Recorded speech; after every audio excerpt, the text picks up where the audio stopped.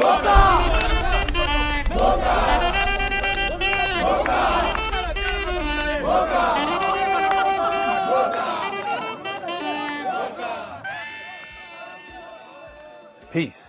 In the name of Allah, I'm Aubrey Muhammad.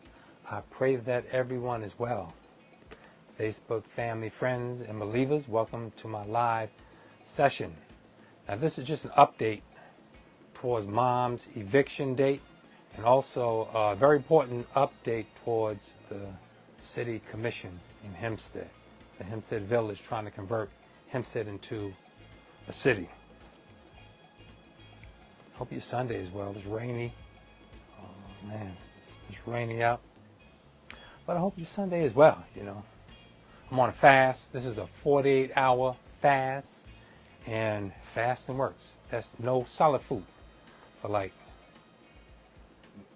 one meal a day. That's how to eat to live. 24 hours in between that meal, and that meal can be, you can eat your meal within a 2-hour window. You know, eat healthy food, the navy bean, and fruits, certain vegetables, and that's really all you need. Some milk, raw milk, and that's the basics. All that other stuff is just vanity. And we eating to please the eye, sometimes the senses, yeah, the nose, the smell, absolutely the taste. But in our what you call it, comfort food, you know, we want to comfort our pain, but we never eat to please our digestive system. That's the most important vital part of eat to live. So I'm on that 48-hour fast, and I feel good. Last night I got some good sleep, solid sleep, and I was gonna go on a 72 to do the 3 days, because I'm trying to do the 48 hours each weekend. And I feel good, feel light, you know, feel sharp. I'm a little reserved right now. I let a few weeks slip by, but I'm back on it. And the more you fast, the more you get used to it. You know, like right now, I'm not in that reserve mode. When you're fasting, the most fast I've done is like 5 days without food, you know, just coffee and water. And you can even go without that if you discipline enough and preserve your energy there. But when I go on them 3, 4, and 5 day fasts, I think I've done 2 5-day fasts. The 3, I've done that often, but the 48, I do, you know, as much as I can. The 48. But fast. You'll feel better without all that food in you. Get to fasting tonight. If I didn't eat tonight, the sleep would be even better, more sound and solid. And then tomorrow, a deeper sleep. You get a deep sleep. That REM, your eyeballs go through actions, and you go deeper into sleep. That's something. Most of us shallow sleep. That's why something could wake us up, you know. But deep sleep, that's when them cells is renewing themselves. Your cells are actually sleeping. Your digestive system is sleeping. Ain't no food to digest. You know, so the blood is freed up to function through the rest of the body in a more optimum way. If I slept tonight, it would be a deep sleep. Then tomorrow, I would be in that reserve mode. And reserve mode is powerful. You just be at peace. You be reserved. Nothing can aggravate you. And if something does aggravate you in that fasting mode, that 72 hours, you're on the 3rd day, if something does upset you, they in trouble, because you're going to have some serious energy burst. If you had a burst of energy on that 3rd day of fasting, not to sustain like long-term jogging energy, I'm talking about short burst of energy. It's explosive, you know, because the body's still renewing itself, rejuvenating itself. Then you go into the 4th day. You're still in that same reserve mode. I've gone to the 5 days because when I did those 5 days, I forgot what I was doing. I was in school. I wasn't working. I was in Malloy College. I was on unemployment. It was back like 97, 98. And I was going to Malloy for computer graphics. And you're in that reserve mode. And you stay in that mode. The 4th day and the 5th day. You don't even be hungry. You get to the point on a 5-day fast, on the 4th and 5th day, you don't even want to eat anymore. Because you don't want to burden the body with digestion and using the bathroom.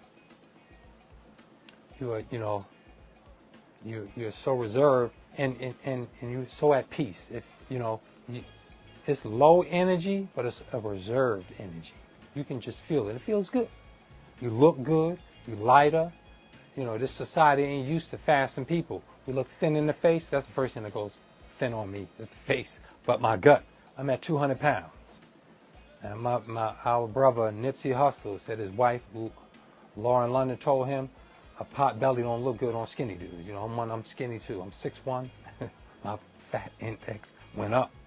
I need to show y'all that on my app, my portal, how my index and stuff and my condition in life. I'm all praise due to Allah. I'm relatively healthy, relatively in between good and excellent health.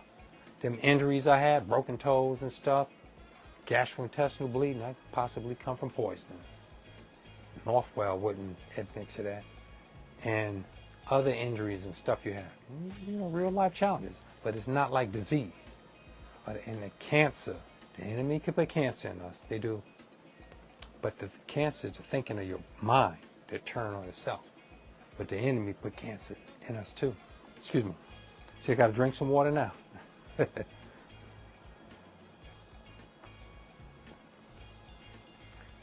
you feel so good and you feel so purified. And your overall health increase. You look younger, you feel younger. And the body heals. That feels good. And that's the aim in life is happiness, truth, power, and love. And through Allah's grace, being a better person. And when you ain't got all that drama going on and all that stress, fasting, it's just a tonic. Fasting is just a tonic for the soul. It's beautiful. And we need to remain like that. And y'all let me know how this audio is going, because I haven't done this setup in a while. If you notice, I got the backdrop behind me. I didn't go out because it was raining. And I was actually going to go down to towards Village Hall today, but it was all rainy. First, let me get to the most important update is Mom's court date. That is, as you know, the trial is March 13th, 2023. That's like 3 months from now. And we're going to ask y'all to come out and please support, because it's fixed, y'all. All praise, and I have an update on that. All praise is due to Allah. We released that legal aid lawyer. She was terrible, terrible, terrible. Siding with Avalon. That legal aid says, this is why we need our own courts and our own police. There's no justice for us. I mentioned that last time. We all equal under justice, because the law of justice, all of us are equal under that. Under a just mind judging. But American, because it's like the law of gravity.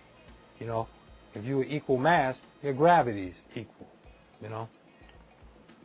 But they say that justice is blind. Justice is not blind. American justice is blind. That's a white woman, a blindfolded white woman. She can't see you. Oh, that's why they say she just judges so justly, but she can hear your native black American accent. She can hear your voice. She can't see you, but she can hear you. And that's how she administers injustice. That's why we need our own courts. We got rid of the legal aid lawyer, and we just raised funds, all praise due to Allah, to get a professional lawyer, to get a lawyer who will represent us. My good brother, Jamal Shabazz, he gave a $4K donation. He wrote a check for $4K, so now that legal fund and that eviction emergency housing fund is up to like almost $5K. It's $4,970. All praise is due to Allah. I'd like to give a standing ovation and a salute to my brother and your beautiful family, brother. It's beautiful talking to you the other day, dropping jewels and mentioning our duty, brother, and our obligation and our aim and purpose in life. And that's to raise our people up from a mentally dumb, deaf, and blind state into God. And I'm glad we mentioned that the only solution we have is God. Many of you have religion, you have this other culture, you have Afrocentricity, you have all these other religious belief systems and everything, but the essence is God. You are God. The black man is God. The black woman is God. But we the leader. We the fighters of liberation. The men, we on the front line. And we make it happen. And God is our only solution. Look at what's happening around here. All this injustice, murder, inequality, right before our eyes. Poverty, death, and ignorance. There's been one solution, that we are God. That's the only thing that have saved us. It's been like our oasis in this desert of white supremacy. That is the wilderness in North America. Excuse me, drink water again. See, this is what fasting do. Fasting, especially when you start talking, and you actually get a lot of energy. Energy when you fast and you don't have food in you, and you're thinking, oh, I'm doing, because I guess you don't do it. But you should eat the navy beans. And navy beans is a basic food. The basic food. And everything else should be additional to the navy bean. And because it has those amino acids that complete the other. It has like 8 or 9 amino acids. I think we have a total of 19 or 20 in us. But those 8 or 9 essential amino acids in the navy bean are the strategic ones that will help your body to complete the other ones, to have all your amino acids. That's why it's survival food. That's why the term navy bean comes from. The navy bean was the U.S. ration for the Navy was a navy bean because it's survival food. It's, you know, if you take a basket of food, like suppose we had this challenge, one of them silly food challenges they do today, cooking and food challenges, dumb crap, man. And you took a basket. If I took a basket, me and you, if I challenge the average American consumer in a supermarket, and I said, and I challenged them, and they're just a regular consumer, they eat meat, they eat pork, or they drink and smoke, and the average per drink beer, and the average American, and I went in that supermarket, and they said, Aubrey, you could get a hand basket full of food, fill it up, and you eat it until you pass. That amount of food. You know, who passes first? And the average American consumer, I could let them get a shopping cart. The average American consumer, I could have them go take a shopping cart as contrasted to me having a hand basket full of food, and we each get to pick our own food. I'm speaking about the average American consumer now, not a health conscious person. And I filled up my hand basket with navy beans. I would fill it up just with navy beans, maybe some whole wheat crackers, and like a can of raw milk. That's it. But it would be mainly navy beans. And then the average American consumer, you took their shopping cart, you averaged it out, and we had just that to survive. And the winner is the person that survived. Whoever passes first. Guess who would pass first? Guess who would consume the food and would die from, first of all, it would be toxic poisoning. Once that person food, them navy beans would carry you for a longer time than the average American consumer died. Because first of all, when your food run out, the navy bean is going to take me longer. When your food run out, most people, they don't die from lack of nutrition. They die from the toxins in their body that them build up in their body. And without food, the body draws on them toxins, and that's what takes you out. I would take that challenge, and the navy bean would win because it's such a power pack. It's most optimum food, you know. So we need the right nutrition. Now, and back to my mom's court case, we need justice. We need the right justice. We need our own courts, brothers and sisters. It's pathetic. Every time we go in there, we counting on a blinded white woman to administer justice to us under the guise, well, she can't see any of us. She can hear you. We need our own courts. We need our own police. And I'm not talking about Hempstead police. Most of them ain't even Hempstead residents anymore. They hire these alienating outsiders who don't relate to us. And it'll be so intricate to us, we won't even, and so relevant to us, we won't even call it policing. We have to call it something new because it'll be our rebirth and how we do things, you know. So shout out to my brother, Jamel Shabazz. Thank you again, my brother. Me and Mom appreciate you. We love you, brother. And we pray that Allah continue to grace and bless us. because we got to get a lawyer to take on this challenge that is fixed anyway. So y'all got to come out. Come on, family. You got to come out March 13th. Make an appearance. We got to have a lot of light on this. That's the only thing that works. If you do, and when they operate in the shadows, they're masters. They're supreme. But if you put this stuff in the light, you can get justice. A lot of eyes will be on it. That's what we must have. And please also, after this session concludes, I'll put the link to the GoFundMe. Please donate towards her legal fund and her emergency eviction fund, just in case we got to do things right, because they're determined to evict her. And we still have an investigation going on. I'm not going to go into the details of that because I think I did it last time. Nothing else have changed since then. I don't want to give out too many details, but we're securing a good lawyer, and we appreciate all of you. But come out the 13th and contribute to our GoFundMe. That's most important. And also now for part 2 of this quick update is, well, you can see it on the screen behind me, and I'm reading it here. This is the City Charter Commission Board meeting, hosted by the Village of Hempstead. I'll put it up too so you can see it a little closer. So you can see it. Yeah, okay. You see that City Charter Commission Board meeting? That was Thursday, November 10th at Village Hall. They put this notice out on Facebook. That's the Facebook page, the Hempstead Village Facebook page. They put that notice out November 9th. Waylon Hobbs is bragging and touting about, well, he was muzzling us and censoring us.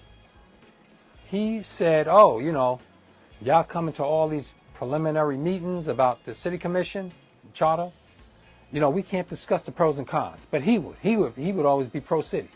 Him and his cronies would always be pro-city. And when we raise the question, well, that doesn't sound feasible. Other cities we comparing to, they in debt and they ain't doing so good. Wait till the commission committee meetings before you have any questions answered. So he snubbed us and quieted us, and he skipped the last meeting at Bromley Park. Remember, I was in front of Bromley Park and I brought this out to y'all? Go look at that live. They skipped it because he's deceptive. I knew he was going to do it, and I warned us at the African American Museum, where he muted us. He treated us like children, man, like kindergartners. Write out the questions on a little 3x5 card with a little pencil. Them little pencils, silly stuff, man. And he didn't even answer the question. He answered what he wanted to answer. Then when you challenged him on his lie, he threatened to throw you out. So he just had this meeting. This meeting came, we didn't know. I missed that meeting because I wasn't watching their corny-ass Facebook page. That's a Hempsteadville. I think Antonio Kelly runs that page, or whoever's on the page. And now, okay, that was the first meeting they had. They should have been preparing to have information for the public about the city commission. That's the City Charter Commission. Those committee members, there's 10 of them, supposed to put in a resume. They would get on the committee, and they would get the information and present it to us about the pros and cons of why Hempstead should be a city. They don't have no pros and cons. They're puppets. My screensaver went out. I didn't think, but I saw it anyway. They supposed to discuss with Hempstead residents, inquire minds who want to know what are the pros and cons of Hempstead becoming a city. It's not for residents. That is for those developers and those gentrifiers. Those developers and those planners and those investors. RXR, Renaissance, and that Russian oligarch investor, Macau, forgot what his name is, investing on gentrifying Hempstead. They've already racistly displaced us economically and culturally and socially. Physically displaced us over the last 20 years. Thousands of us have lost our homes and our small businesses. And our, mainly the homes. That's the most devastating thing, because that's the key to generational wealth. Your home and your small business. You've displaced thousands, paying other people taxes. These developers and planners who want to gentrify Hempstead and build it into a white, yuppie college city that Tom Swazi bragged about with Wayne Hall decades ago, like in 2012, 10, something like that, bragging about making Hempstead into a city, knowing it ain't for us. But the village, that corrupt village board, it's a puppet board for those planners, those racist planners. They're puppets, and they present it like it's for us. This is why they're so sneaky and so secretive. They claim to be transparent. We just went to the second meeting, the first Thursday of this month, right after the board meeting. The village board meeting is the first and the third Tuesday, and this committee meeting, excuse me, I need some water.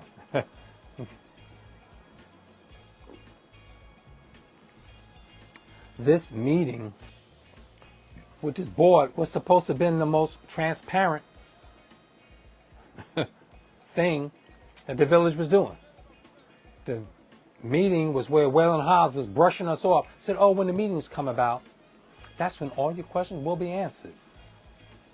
So we went to the village hall. That was Thursday. That was right. That was Thursday. The first Thursday of every month.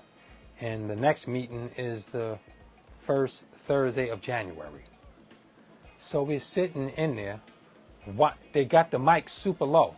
Are we in the front row? We in the I think in the second and third row, mainly of us. The Committee of Concerned Citizens of Hempstead and Rainey, the village historian. We're sitting all together. We can't, they're whispering. They got the mics super low. You know what that means. They don't want you to hear what they're talking about. And Kevin Boone is sitting in the back, and we are struggling. He's in the back of the village hall in the seats. He's not up on the commission.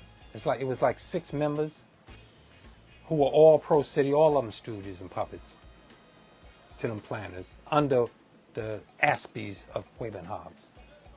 They're sitting up in the chairs of the board, the trustees, and 6 of them with the little mics, and we could barely hear. We were struggling to hear them.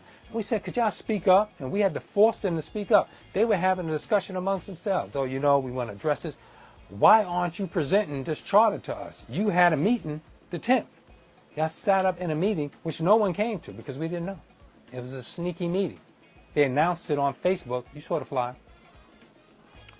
They announced it on Facebook November 9th, knowing that nobody follows that corny page on Hempsteadville. Had it been to Stand Up to Hempstead or some other popular Hempstead page, it would have been noticed. But that's their whole key, to keep it secretive, to discourage us from finding out what's going on in our village, to understand the civics and the logistics of this MDA, the gentrification plan. So they gave us sheets of paper to write down questions. We wrote down questions. There's about, I think, 5 or 6 of us submitted papers for questions. For them to answer the question, or we asked them the question to get clarity on this aspect of the commission.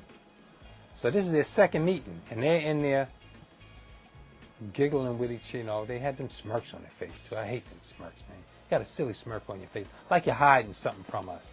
And they're being sneaky and they're being smart and stuff. Yeah, 6 of them up on that, sitting in the chairs. So they're whispering, and we have to force them. Could y'all speak up? Could you turn up the volumes on the mic? They're playing stupid. They spoke up a little. Okay, so now we get to hear what these stooges have to say.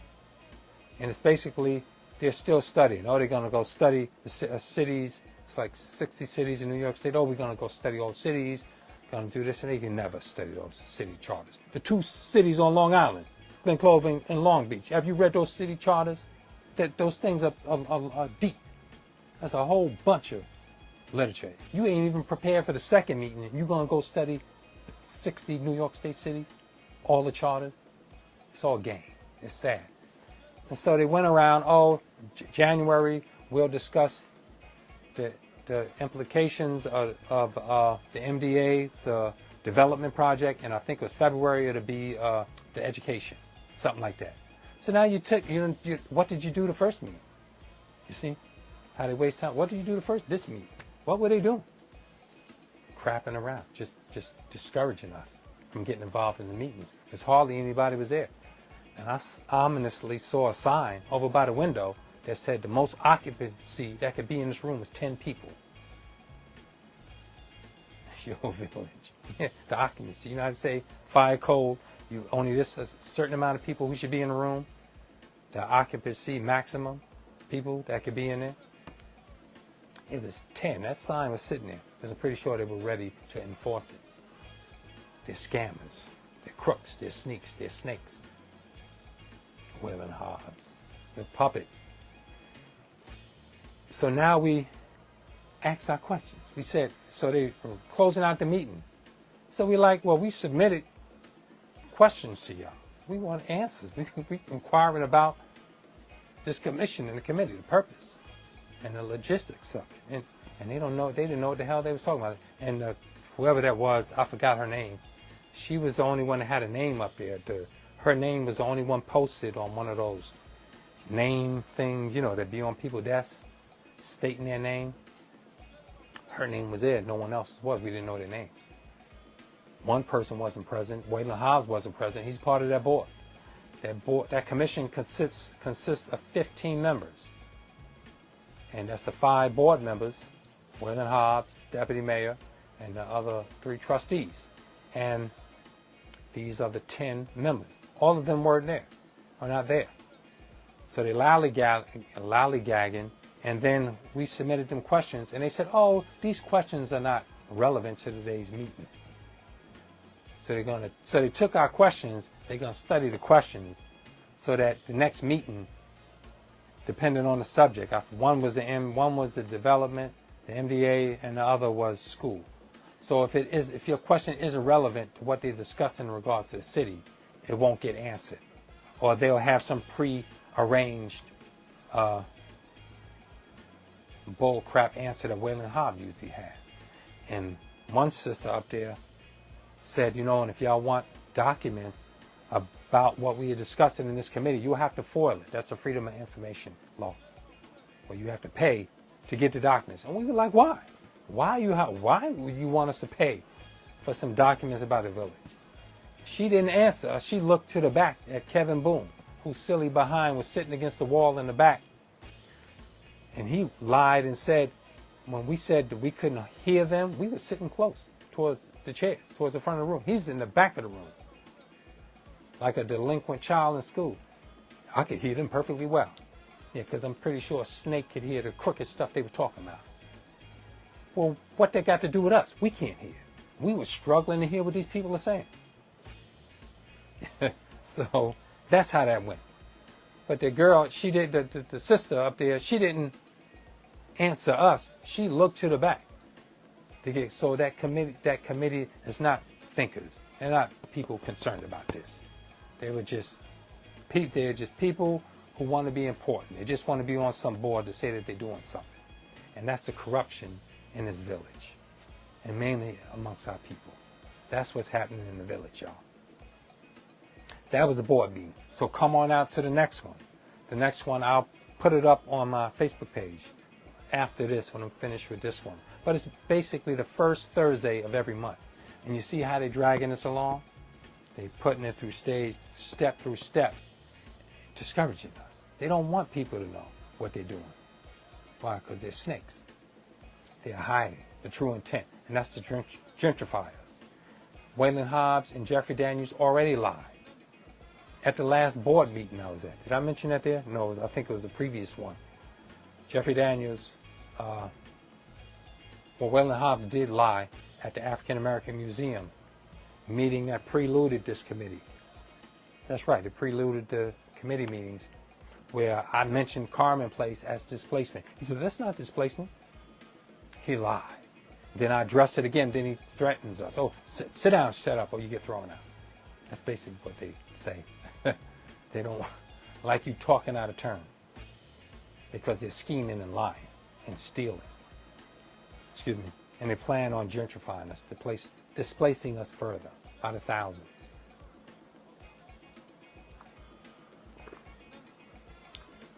Carmen Place is displacement. You saw me do the tour of those 2 houses I showed you last March, this year, March 23rd.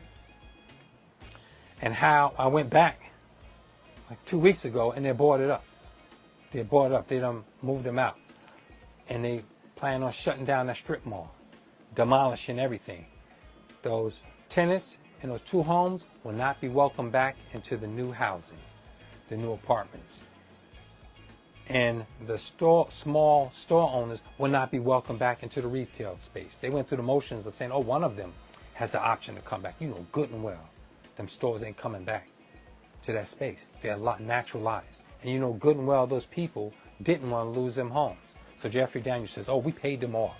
We paid them off. Well, whether you paid them off or whether you did the option of eminent domain where you take it, eminent domain, it means we got a development that's 300 acres. You own that 300 acres.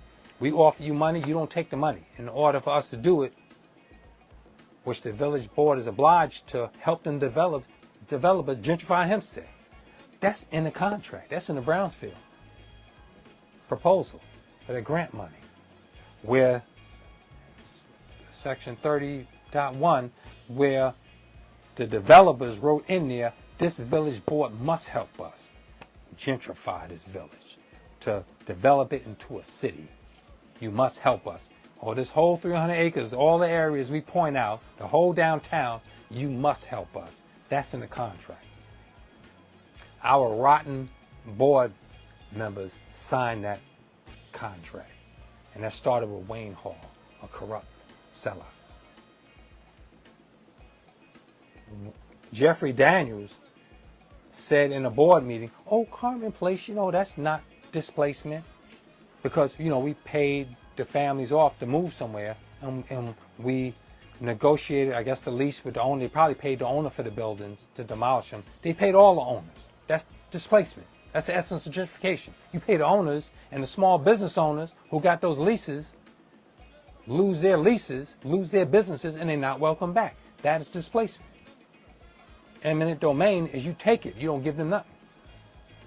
So you took the plan A where you bribed them to displace them, but it's still displacement.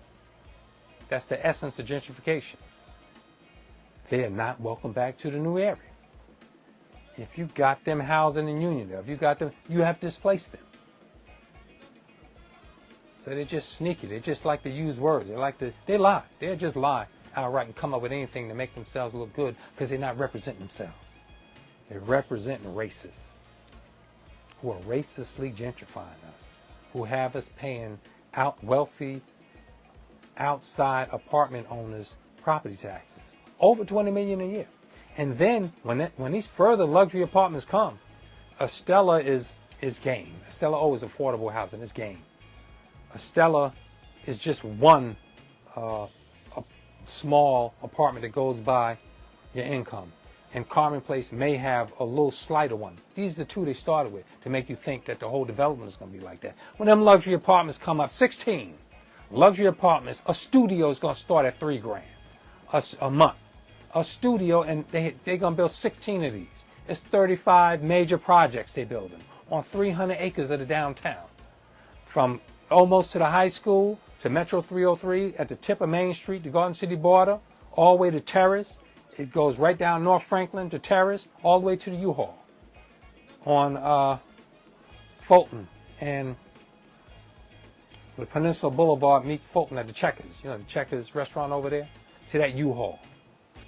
That 150 Washington, 135 Clinton, those apartments, all that area, them developers are going to do what they want. And that sellout board is going to help them do whatever they want. And they deceive us doing it. That's all they do is deceive us. They hide it. They're snakes. Deceiving us, making us think it's good for, it's going to look nice. We ain't going to be living in it. We ain't got them living in the Metro 303. I know like one sister living there. Who live in Metro 303? They built that years ago. We should all have been up in it, shouldn't it? If it's beneficial, they're building 16 more luxury ones. That's going to resemble like the Shelby. And you see the Shelby in Westbury?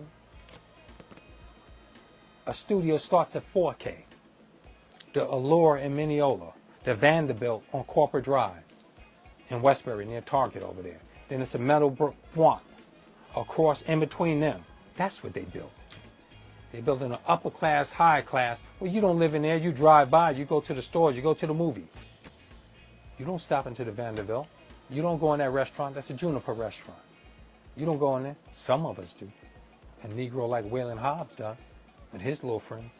They freak with them. They go in there sometime because they want to hobnob with racists, with these upper class. They think that they're doing something better than us. They think that they're better than us because they associate with wealthier people. But then wealthier people have no respect for you because you lack the knowledge yourself and you hate your black self. And you feel you need validation being around these people, onto a golf course, these other white-ass events. You disgrace yourself, man. We need to acknowledge yourself that we are God. That's why I say that's the only solution. You see how God solves everything? Because God is love. Because when you love yourself, you know you God. And then you walk strong and with pride, with elegance, with the truth. And that's power when we unify. Because God alone, they take us out. That's what sustains me. I know I'm God. Ain't nothing you can offer me. They done already offered me a 6-figure job. When they was handing out them sellout jobs with Pastor Sebel Easley and Brother David Gates. May Allah be pleased with him. I never met David Gates, but we've met. I love my brother. He was just weak and didn't understand the forces he was dealing with. But he passed during the pandemic. May Allah be pleased with him. His wonderful family. I was invited to his church. And during that was, I think, Don Ryan's administration, when that election was coming up, when I was running for mayor. And they gave out, and I asked Lamont Johnson, what's the context of this meeting? You inviting me to David Gates' church. He wouldn't say nothing. But I know that they were giving out sellout positions. They gave out a 6-figure position to Sebel Easley, and they gave out a 6-figure position to David Gates. You remember when they got those village jobs? Assistant to the mayor, I think Sebel Easley was, and David Gates. They switched. But Lamont Johnson worked to fire David Gates. When David Gates endorsed our brother Roger Miller, they took that job from David Gates. And one of the requirements was to don't raise no waves, don't ask no questions, just go along and get along with us. I almost cussed just now, man. You're damn sellouts, man. You're sellouts.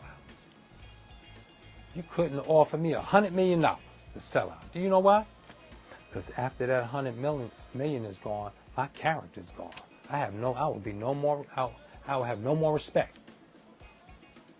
Because I lack the respect of self and to be dignified, to be principled, to run by code. Once that money's gone, where you at? In the trash bin. The social trash bin of sellouts. Well, that water went fast. Yes, I am fasting.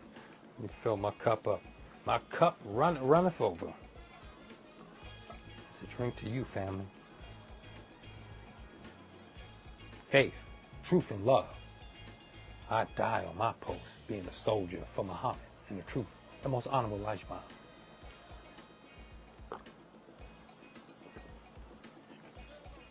You couldn't pay me $100 million.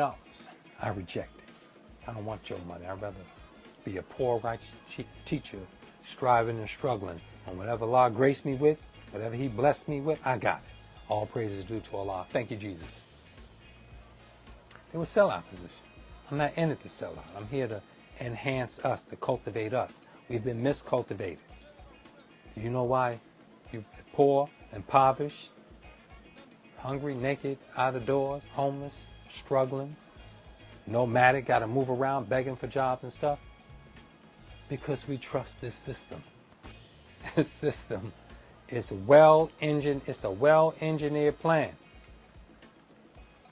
They properly educate a few, and they miseducate the masses.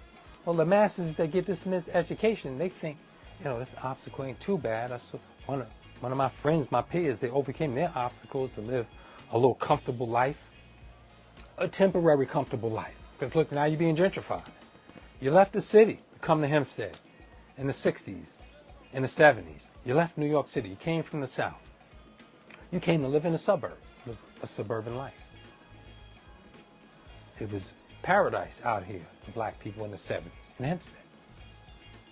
Hempstead was beautiful in the 70s. Now I was a child. I'm looking through a child's eyes now because I got that protection of the elders and them big families we had and how tight we was in the community. That I felt secure in that. Even though we were still in ignorance, divided, selfishness, you know. But look at where that have left us. We're so proud for ceremonial things. Obama was a great ceremonial thing to us. Obama was the president. We couldn't believe it. Our elders couldn't believe it. They thought as soon as he got in, they were going to assassinate him. The first black mayor, this, the first that. That's the thing we see as accomplishment. Our people managing our enemies' affairs. That's what we think is success. We get lulled to sleep with ceremonies, certificates. We were recognition. You know, in the scripture, that was closeness to Pharaoh. The magicians. They would help you out. You know, you have your own life, but being close to your oppressor makes you feel important and powerful. Nothing have changed. All they do is ceremonial stuff, man. Go look at the village website. Go look at the site that was on the monitor behind me. It was Hempsteadville. That's the Hempstead Village social media page where they put up that sneaky next day meeting announcements. Go look at those announcements. All that stuff is ceremonial. Kwanzaa and holidays and all type of ceremonial stuff and picnics and all type of stuff like that. That's it. Nothing industrial, nothing cultural, nothing tangible. Of things we need to take our resources to do to protect us. They're not protective. They're not protectors of us. They're supposed to be the vanguard and guardians for our people and village. They leave the gate open. You know what type of traitor that is? They're supposed to be standing guard. You have faith that they're standing guard for you. This is why you elect these politicians. Because you don't have time to come into Village Hall. You working. You going to school. You got a life. You vote in politicians to represent you. So you have your trust and faith in it. You ain't supposed to be up in the board meeting. But then they are selected before they elect. Both of them, the black Democrats and black Republicans in Hempstead, serve the same corporatists, the same oligarchs, the same machine that hates us and drives to keep us a permanent underclass. They got to do something new. That is the essence of their sneakiness. And Waylon Hobbs, he used to just talk crap. Oh, I'm going to be so transparent with you. And, you know, he's a preacher and a politician. Goddamn. It don't get no more sneakier and diabolical and low down and sellout than that. Go look at Hempstead. He got all them preachers now. All up in office. And preachers never went into office. But now that's Andrew Warnock in Georgia. These preachers now. We knew that they were sellouts, but now they're actually stepping into the ceremonial positions. That's why we gotta have changes. We gotta form our own courts, our own community protection that is called policing. We ain't even gonna call it policing. There's such a negative connotation to that. You know, we associate policing with something to hide and get nervous about, and some of us, we don't even say our real names. When you go deep in the hood, you don't know somebody, they won't give you the right name. Did you know that? How people do that in the hood. We've been doing this since the 80s. We have alibis and the nicknames. People know you by your nickname. But a stranger, there's some of our people who don't trust the system, they give you a fake name. That's why the police got traps and tricks and stuff to find out the name. That's why social media came about. Face recognition came about. They put those masks on so they can see your eyes. When you do wear a mask, now they can see your eyes. So we got to come up with something new, because this system has failed us, and they got immigrants coming in and they're providing them with the opportunities. Ask yourself, why would the most powerful nation on the planet, a superpower America, bring in professionals from all over the world to train them, to train and employ professionals from all over the world, and not pull those professionals from us? It's to create a buffer zone. You go to India, and that's where all them CIA agents is from now. These FBI, these police, these deep state agents. Most of them are immigrants now. From Mexico, Latin America. All of these agents, because it's easily to manipulate them. They just threaten them with deportation, get them to do whatever they want to do. The Eastern Indians, even from Africa, Nigerians, a lot of the professional class, and I noticed this in New York Institute of Technology in the 90s. Well, why are these foreigners getting this professional education? And most of us, we struggle in school. Because it's to create a buffer class. So whether you would look up at these professionals that come over here in one generation and they're wealthy, not wealthy, but doing good, living in a nice house, got a nice car, got a nice professional job. So you start blaming yourself. But you don't see the manipulative hand, the manipulative hidden hand behind the scenes making it happen. That is a brain drain. These people are a disgrace. These people, there's nothing noble and honorable about people who create a brain drain in their country. In India now, you're supposed to be getting that education, the knowledge and the professionalism and the industrial training and business training and logistical training and civic training to go back to your nation to improve it. They don't. They're over here in paradise, living the American dream. That is the native Black American nightmare.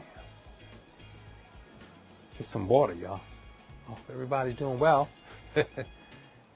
And anybody got any questions? I see a lot of folks chiming in. Okay. All praise be to Allah. I hope that y'all Sunday as well.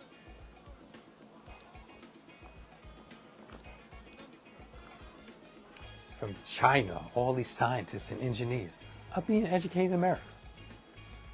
We do not aspire to higher education in college because we get discouraged in public school. Most of us that go to public school are given an inferior education. And the school board members brag about it. We graduated. We want to graduate more because they're not cultivated themselves. They're failures. They're miseducated. They lack the knowledge of self. They're not strong. They're not independent. They're not nationalists. They're not entrepreneurs. They're not planners. They're just managers and figureheads and puppets for a diabolical planning force that just keeps on planning us, displacing us generation after generation. 100 years, they've just been. The most Honorable Elijah Muhammad mentioned this. He said he got us scattered around with no place to call our own, no place to settle down, like wild animals. We just going around nomadic. He mentioned this decades ago. Carter G. Woodson mentioned that 90 years ago, that we had an inferior education that made us feel less about ourselves. So if you're feeling less, you don't think you can do nothing. Except what you see your peer do. They get a job here. They get a little car. They get a little something. And they make a few of us superstars because we're the super talented Native Black Americans. We're the most talented people on the planet. But all our talent, energy goes towards serving the system of white supremacy. America, the capitalist superpower, the imperial modern-day Rome around the planet. And she's also the scriptural Babylon that's fallen because of your evil. Immigrants from South America, all over the world. The professionals come here. Instead of getting that education that'll help their native land, they stay here to become the planners' buffer class. So that you look at it and knowing that them people got contempt for you. Most of these professional class immigrants are anti-black. They do not like black people. They have that in their own country. India has that caste system where pale skin is at the top and black skin is at the bottom. Black complexion. So-called, that's what it is. But what we are is deeper than a skin, even melanin. It's our soul. It's the original soul. Original soul is connected to the earth and a cosmic expansion. And we don't relate to that. We relate to the labels they put on us, that colorism. And these people bring this colorist views with them. And they are smart enough to not say it out blatantly because we outnumber them. But once they get high up in numbers, look what come out of them. Look what coming out of Spanish people now. That LA board saying, oh, he's with the blacks. They always have thought like this. They're just higher in numbers now. And that's why Joe Biden is bringing them more immigrants. After they displace us and keep us powerless and nomadic, begging for jobs, they're going to replace us. They been did that in the 90s. We used to be up in white folks' homes cleaning and all the menial labor jobs, working on the railroad and janitor jobs and stuff like that. And now they don't even want us doing that. So we got to do something for ourselves. That's why reparations is so important.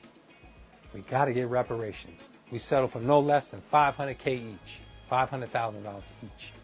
Each native black American that built this country, and land too. I think it was something like 500 million acres we would do. Yes, 500 million acres in America. And West Africa owe us 400 million acres of land. And a good portion of it have to be mineral rich and fertile land for farming and mining, producing. Seaports. 25-year technical and military support.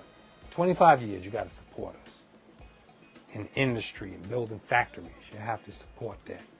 Get those dyes that produce machinery, that produce products, that can manufacture products, that we do something for ourselves. And after 25 years, you let us go. Most Honorable Elijah Muhammad put that on back of Muhammad Speaks. That's been on the back of Muhammad Speaks since the 60s. What the Muslims want, what the Muslims believe. And what we call for the separation of land since the 30s. But it's been on that paper since the 60s. Broadcasting our people, letting us know what's needed. And now it has come to manifest. $500,000 each.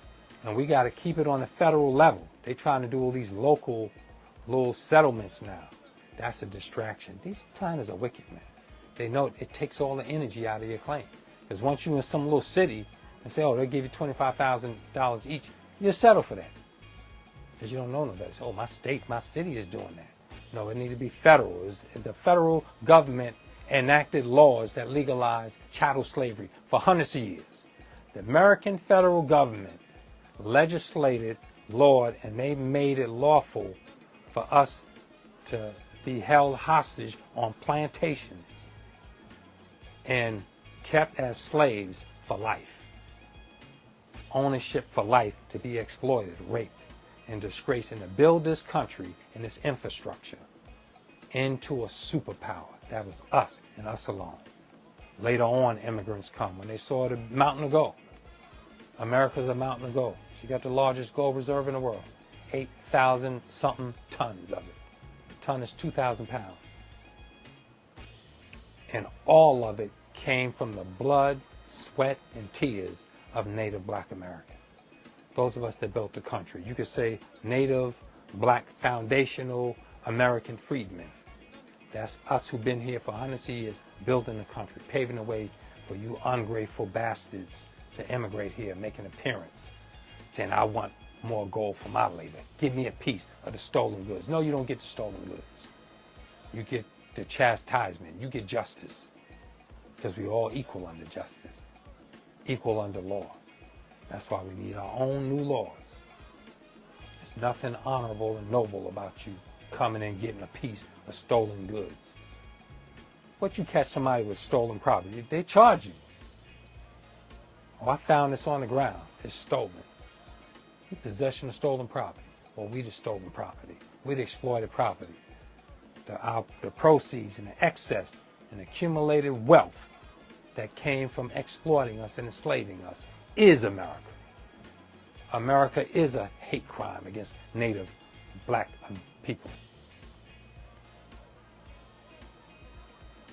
40% of the Western Hemisphere was black, pre-Columbia. And we have a right to claim here And with that 500 million acres, we get dual citizenship. We have here, citizenship here, and on that property, just like Israel. But Israel is a racist apartheid state. You treat the Palestinians like dogs. The Palestinians are the Aboriginal people of that land, which was originally black. That whole East like that.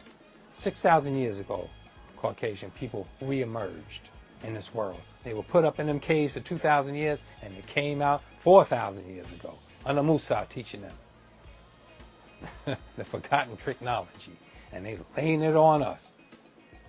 4,000 years, he has re-emerged onto the planet, and the last 500 have proven you are a beast that cannot be trusted.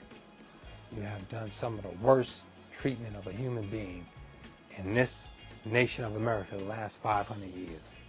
You have proven that you are the most evilest, diabolical man on the planet. I can't even discuss some of the things you did right here in regards to common decency for my audience. That's what you are. And we do justice. And family, the only way we're going to do justice is we got to get repaired. And we got to prepare ourselves. We got to keep training. We got to keep studying. We got to build culture centers. We got to build retraining centers. We got to build conflict resolution centers to deal with our beefs. Psychologically, we've been messed up, man. Spiritually, psychologically, mentally. Mental, psychological, same thing. In our soul, they corrupted our soul. That's what I meant to say. We got to get our souls back in line with the Creator of the heavens and the earth. That is God, because the black man is God. Thank you, Jesus. A little bit more water before I close out here. Yes, 8:39. But that's it, family. I pray that your Sunday is well. And I think it's going to snow tomorrow, if I'm not mistaken. I did see like about an hour of snow coming in. So let's get ready for that weather. Winter's coming up. And, come to Mom's court date, March 13th, 2023. Show big support. Come on out to the next City Charter Commission meeting at the Hempstead Village Board. That's the first Thursday of every month. We must show up there to let them know that they can't get away with this. Keeping all this secrecy, muzzling us, censoring us. That's tyranny. Well, tyranny, you keep it up, it leads to revolution. My words won't mean nothing. It's your actions that's going to force people to deal with you. Let's come on out for that, and let's get busy, y'all, building something for ourselves. Because the world is getting crazier and crazier, and we are all watching it live. And we got to start looking out for each other, and we got, enhance the culture and do it with love. Make it divine, make it God-centered, and do it with love. Because a lot of our pain is not addressed. And love is the message, and love is the method for healing. We can do it. Look at the Nation of Islam. They have proven results. We got our issues you see from the Malcolm fiasco. We got agents amongst the ranks. Judases causing divisions, sabotage, business, families. That's how they are. COINTELPRO didn't go anywhere. Edward Snowden proved that. It's in full force. As a matter of fact, like $100 billion budget now. Didn't you see the other day? They just announced again that the United States military can account for $2 trillion. That just happened the other day. The day before yesterday. That was like a day before 9/11. Something big is going to happen. Donald Rumsfeld, remember that announcement he made? I think that was September 10th, 2000. Donald Rumsfeld came on a press conference and said, we can't account for $2 trillion in the military. That's going towards the deep state, them underground cities, them FEMA camps. They're going to lock us up, create a zombie world with all these drugs, GMOs. And y'all took the juice. Taking that damn vax, had effect in our blood clots. Google blood clots in vax. Google it. That affects our blood and the DNA. You know, we eating all these foods and stuff. I just mentioned that on the Sister's Post. It's like in the Batman movie, 1989, with the Joker. He didn't just poison them. He put a little something in the water. He put a little something in cosmetics. He put a little something in toothpaste, a little in the food. They didn't even know until you croaked over with a Joker smile on you. No, we need to take that smile off the Joker's face and put love and life in ourselves and awareness of what the hell is going on. Yes, this is coming about. The other day, the military made another announcement. Remarkably, I don't know what y'all talking about, Brittany Griner now. You're talking about who else? Who else is in the news now? And you weren't paying attention to them announcing that the U.S. military has another $2 trillion of spending unaccounted for. They're planning big. And we cannot keep scraping around. We got to think big. We got to plan big.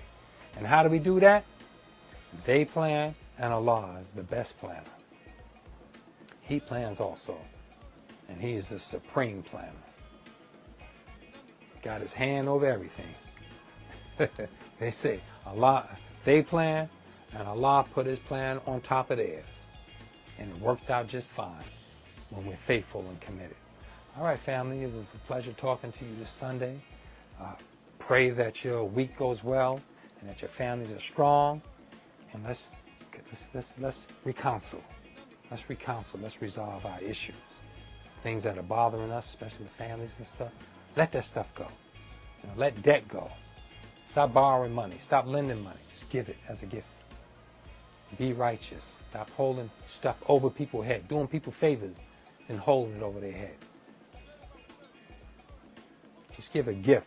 The gift, the greatest gift you have is being genuine to yourself. All right, family, I'll leave you as I greeted you in the ancient Arabic words of peace. Assalamu alaikum. Peace unto you. Enjoy the rest of your Sunday, family. Have a good evening.